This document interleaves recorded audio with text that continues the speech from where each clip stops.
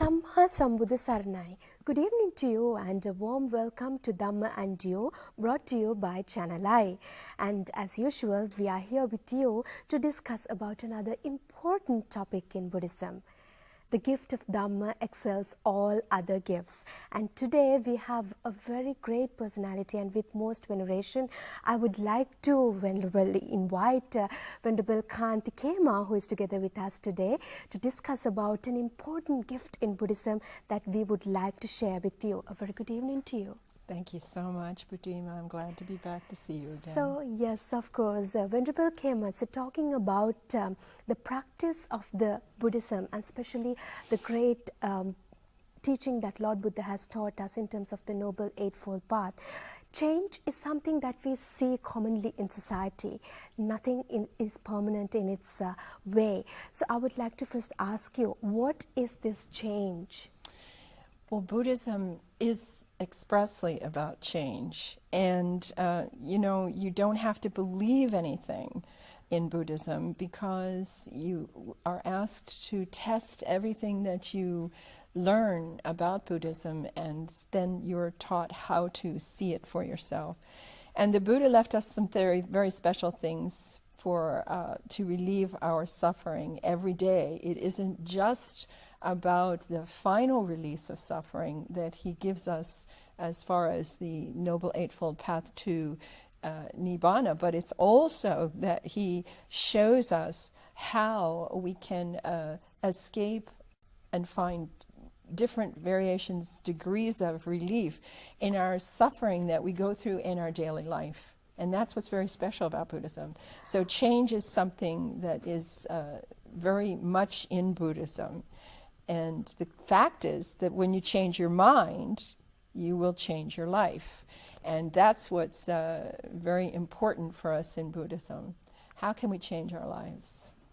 All right, Venerable Khema, I would like to ask you, how does Buddhism bring about this change into being? Well, change is interesting too, Buddhima, because in order to change, the first thing we have to do is believe that change is possible.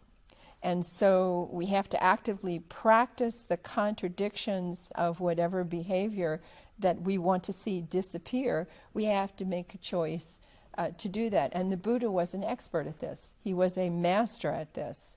So how can we actually do this? We just begin first to think it, and then we have to actually do it. So we're not asking you to talk about it. Everybody's talking about it. Everybody talks about peace. Everybody talks about change. But the big thing is we have to really do it, and then we see what happens with the mind and with the body when we begin to do that change.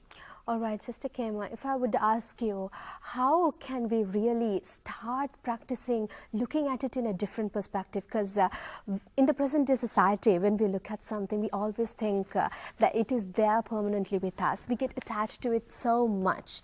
But how can we look at it in a different way? Well, there's two ways that bother us in our suffering. First, it is the I like it, the I want it mind. And we get attached to something and we're thinking about it all the time. And I used to tell the boys at the university, you see a girl and you can't stop thinking about her. Absolutely. Of course, if a girl sees a guy, she can't stop thinking about him. And that's good. That's normal. I mean, the Buddha said, what's the difference between women and men? Mm-hmm. Men think about women. Women think about men. That's what he said. Okay, but when you're talking about this, let's look at something very interesting. Right now, there's some beautiful subjects to read about and follow on the internet that are very valuable concerning Buddhism today. And on the internet, these things have to do with changes that are happening in your brain. And it has to do with the relationship between a specific thing, neural pathway development in the brain and your outward behaviors. Mm-hmm. And this is very Buddhist. Mm-hmm. And here the neuroscience is now coming into agreement with what the Buddha was teaching directly. Yes, Sister Khema, actually interrupting you at this moment, when you talk about neuroscience, this is the modern science that we speak of a lot, but you said it's very much related with the changing aspect, the changing nature that we explain in Buddhism. How are these related together? Okay, well, the Buddha was investigating suffering, for example, and when he started before he was enlightened, when he was still a bodhisattva, he tells us that he was experimenting with unwholesome mind states and with wholesome mind states. And he figured out that the same thing was true about the brain as shown in these neuroscience reports. Because if we lean more often in the direction of the wholesome mind states and the wholesome behavior that we are guided with concerning the precepts in the Eightfold Path, this concerns development of wholesome words and thoughts and actions. And then the old reactions that we're used to reacting, like you talked about the attachment a minute ago, okay? And what all of a sudden happens is you run off and get attached and you're not where you're supposed to be in whatever you're doing in your life. And then the old reactions were not as wholesome before. Right. And they begin to fade away the more that you lean in the direction of the wholesome actions. And this is important. This is interesting because there's a universal law that we cannot leave a hole. We cannot leave a vacuum. The universe rejects a vacuum. So what do I mean by that? If you have a bad habit and I ask you, well, don't do that anymore, or just find out how it feels not to do that anymore. Mm-hmm. Okay, that's nice. For 1 week you don't do it. But when you come back and you tell me, that was nice, I didn't do that anymore. But then all of a sudden you start doing it again the next week. Yeah, why did you do problem. that? But why did you do that? Mm-hmm. Because you didn't replace it. You left a hole. And so the universe supports us. And in modern times, we don't like to talk about the fact that oaths are real, or if we say a vow, it really has power in it. Or in this case, we don't like to identify with natural laws and talk about it that way. We like to go to science and validate everything. But the truth is, if you didn't replace the old habit with a wholesome new habit, then you can never change.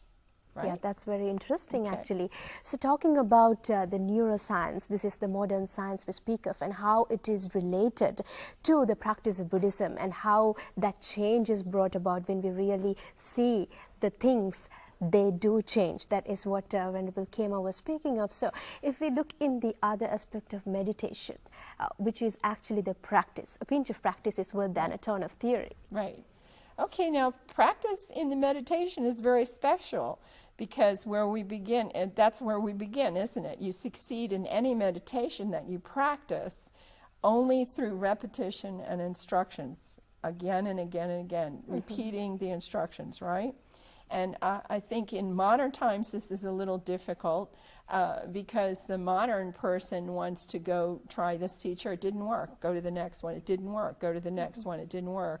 I remember when I first started a long time ago, this elder in the Bangladesh community in Roslyn, Virginia, he told me, you know, if you're going to do this, you need to stay with one teacher and don't jump around, because that's the weakest part of the Western practitioner, is jumping around trying to find the answer. They don't stay one place long enough. The discipline isn't there. So what I'm trying to tell you is the discipline to find out if a practice even does work. You have to keep doing it again and again consistently to see what happens for a period of time. But it's through the repetitious purification of the mind and retraining the mind that actually changes how you begin to respond about things and brings about the most useful results. And this brings us to talking about TWIM. this brings us back to TWIM. Well, actually, that's very interesting. Talking about TWIM, tranquil wisdom inside meditation, it is, I believe. Right. So, how can this be connected with the practice of Buddhism, especially with the practice of meditation? You said we need to repeatedly do it rather than just do it once and Right. get back to the normal lifestyle. I think the hardest thing that faces us today in Buddhism is, do we have a practice that we understand is a practice we can continue all the time? Because if we only do it when we go to temple or we go to retreat and we don't carry the practice into our lives in a practical way, we can't see the change happen. And Right. so the TWIM helps us very well to systematically set up what the science is calling a new neural pathway each time that we practice the cycle of the 6 steps that we use in the cycle. And I think you told me maybe you wanted to look at what the 6 steps were. Well, yes, actually, I was just going through the 6 steps. We would like to share it with our viewers as well. So this is the 6 steps that she's holding up. And I'm going to walk you through those if you want to get a picture of them. The first thing that happens is when you are pulled away from something that you're doing in your life, the very first thing that you do is you recognize you are not doing that anymore with full attention. Your mindfulness, your observation in what you're doing has moved. So that's your recognition step. The second step is to release your attention. Just let go of the attention. Just let it fall away and relax is the next step. So to release it and relax is the next part.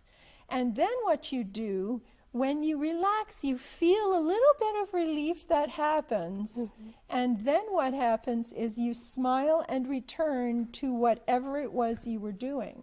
And you continue to do that. Whatever the task was, whatever you were doing, you continue to do it. If it's meditation, you continue with the object of meditation.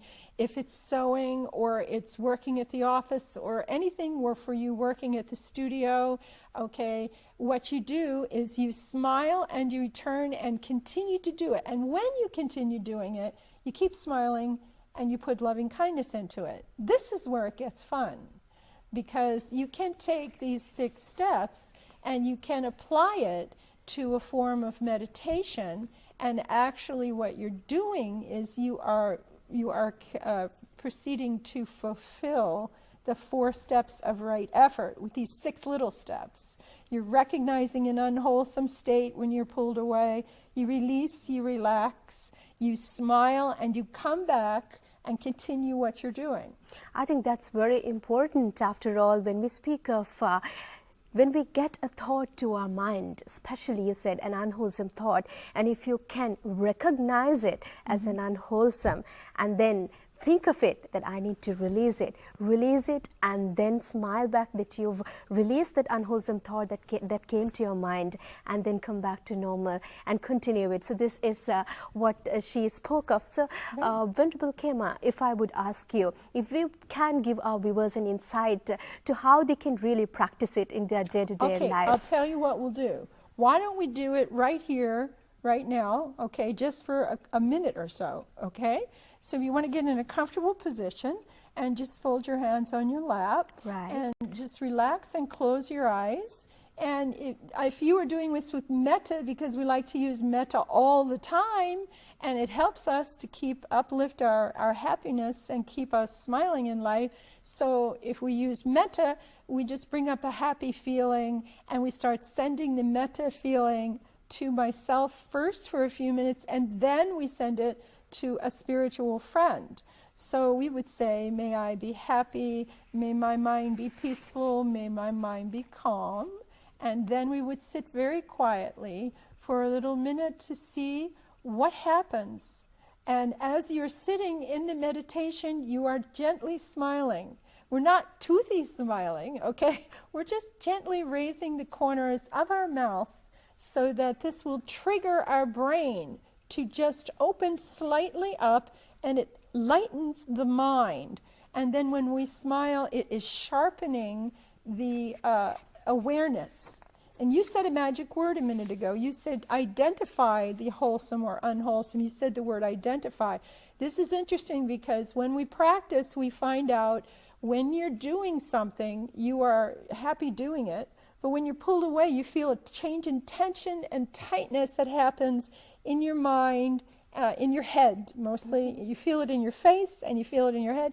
And that's the unwholesome thing, pulling you away from where you're supposed to be, and you feel the change. So that's your signal, your cue, or your symptom is the unwholesome mind state. It triggers by tension and tightness. And actually, this is you personally craving. When you say, ooh, what is that? Or, ooh, I don't like that. Or what is that? I want that. There is a tension that happens. And when this happens, it's pulling you away. So let's sit for just a minute, okay? And we send, may you be happy, may your mind be peaceful, may your mind be calm. And then, if something starts to pull you away, and you feel the pulling away from just looking at your spiritual friend or sending it to yourself, if you feel the tension start to change or a thought come up, you just simply do what? You recognize it. You release it. You relax. And you smile. And you come back. And you keep going in the direction that you would normally go. That's very interesting. I think it can be really practiced during our day-to-day work as well. Now, what matters is, Reverend Khema, especially with this busy life schedule that people go through, it's quite difficult for people to stay in one place and practice the formal kind of meditation. But how will you advise them, probably while doing our day-to-day activities? It could be while you're driving, or it could be while it doesn't matter. It doesn't matter what you're doing. I mean, you can be cleaning the house, you can be taking care of the kids, driving the car, you can be at work here in the studio. You hear noise or something interrupt you when you're trying to plan a program or write a script or plan your lighting or whatever it is, okay? And this is just a systematic way of gently letting go, relaxing, smiling, coming back and continuing. Now, we call it the 6 R's because it's recognize, release, relax, re-smile, return, repeat. That's English, of course. Okay, so we go country to country. It gets very funny in Russian, okay, or in German, and it gets very funny. But what we're trying to explain, one woman said, you roll your R's, like, you roll your R's. So it's recognize, release, relax, re-smile, return, repeat. That's what it is. It's like a little dance. And the dance has 6 steps. And that's what we're supposed to be doing with it. To recognize, release, relax, re-smile, return, repeat. And we're back where we belong. Our job with meditation, it's important we don't misunderstand and think that we're supposed to stop our mind from thinking. Our brain is firing a lot of energy and very, very fast. And so let's look for just a second at a couple pictures. We have time, we can do that, I think. If we look at one of the pictures that I wanted to show you was just the person's head, and it shows their brain inside. If we look at that first, that's the first picture that we want to see. It's number 101. I think that's 101. And that picture is the picture of the person's head with the brain inside. There you go. That's the picture of the brain. Now, the next picture is number 2. And inside that brain, we see this. The next picture comes up, number 2. And when the next picture pops up, we see something a little bit different. Now, this is a closer picture of what the neural pathway net looks like inside of the brain. And what's happening is each one of those strings that you see in that picture, and let's see if you can put up number 3, the third picture, the one that has all the beautiful colors on it. There's another picture that has all the little threads sticking out. And each one of those threads, now let's leave that one up there for just a minute. Each one of these little threads, Buddhima, is one of our habitual tendencies. All right, that's interesting. Each one of these little threads is something that we do, some job we do in life, is the theory of the psychologists who are working with the development of this neural pathways development with the brain. Mm-hmm. And so one of those little strings could be a very bad habit. Mm-hmm. So how do we change that? Now, can we look at the picture of the path through the woods? There's a picture in there of the path through the woods.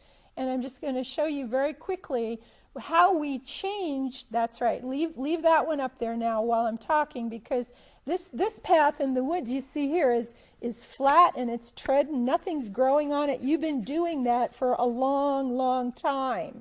Okay? And that's your normal path. But what if you saw something over in the woods one day, a lovely little spot, and you wanted to start going over there instead of walking on this path? And the psychologist tells this story.